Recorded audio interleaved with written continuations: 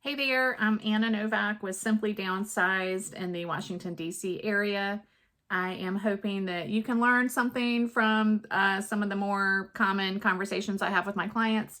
Today, we are hearing from Jim in Springfield, Virginia. He says, we own a 4-bedroom with a finished basement, 2-car garage, and 70 years worth of collected stuff. Our intent is to divide what is desired by siblings and then sell and donate the rest.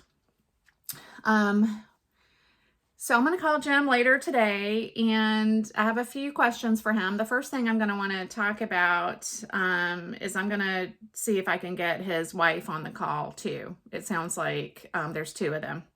And anytime there's a pair of people downsizing together, I need to talk to both of them because people have a lot of different approaches to doing this, and I want to make sure that everyone's on the same page. And then also, I don't want to have to repeat information because people will sometimes hear information a little bit differently. Also, I want to make sure that everyone understands what we're talking about. So first thing I'm going to do is ask him if we can get his wife on the call, if she's able to join us. I'm going to probe a little bit about how much stuff they have. Generally speaking, if someone itemizes the 4 bedrooms, the finished basement, the 2-car garage, it's making me think that there's probably a lot of stuff in that house. And the way I discern that is that I just come right out and say, do you guys have a ton of stuff? Like, is every room full? Is there something on every wall? What type of things do you have? I'll ask them just to elaborate a little bit on the type of stuff that they have and how much of it. He mentioned 70 years worth of collected stuff. That makes me wonder, how old are you? How old are you? I'm going to ask them how old they are because I need to know that too. If they are in their 80s or 90s, the approach is going to be a little different than it would be for somebody in their 50s or 60s, just based on their ability to do things themselves, their level of support. I'm really curious when he talks about siblings. I'm wondering, are you talking about your own siblings?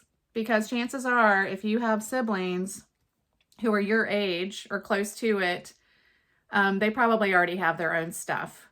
A lot of times people will think that their family members are going to be interested in taking a lot of their belongings when, generally speaking, if people already have their own households set up and have their own homes full of stuff, they might take some of yours out of guilt or just to not hurt your feelings, but it's not in anybody's best interest. It's better to get things into the hands of people that actually need it and not just to keep it in the family. So he says they want to divide what's desired and then sell and donate the rest. Again, this is going to come back to that question of how much stuff do you have and what kind of stuff is it?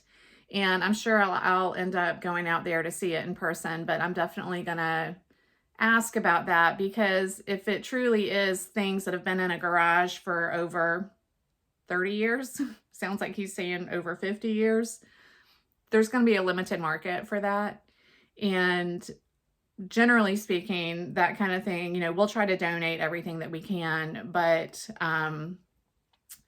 if it's just stuff that's been packed away for that many years, it's probably not going to be high value stuff. And we're probably going to be looking at an estate clear out where we just try to recycle and do everything that we can. But that's definitely going to be a different process than doing an auction or estate sale or something like that. So these are the questions I'm going to talk to Jim and hopefully his wife about and get a better sense of what's going on with them. But those are definitely the burning questions that I have. And hope you learned something from sitting in on this conversation, and I'll see you next time.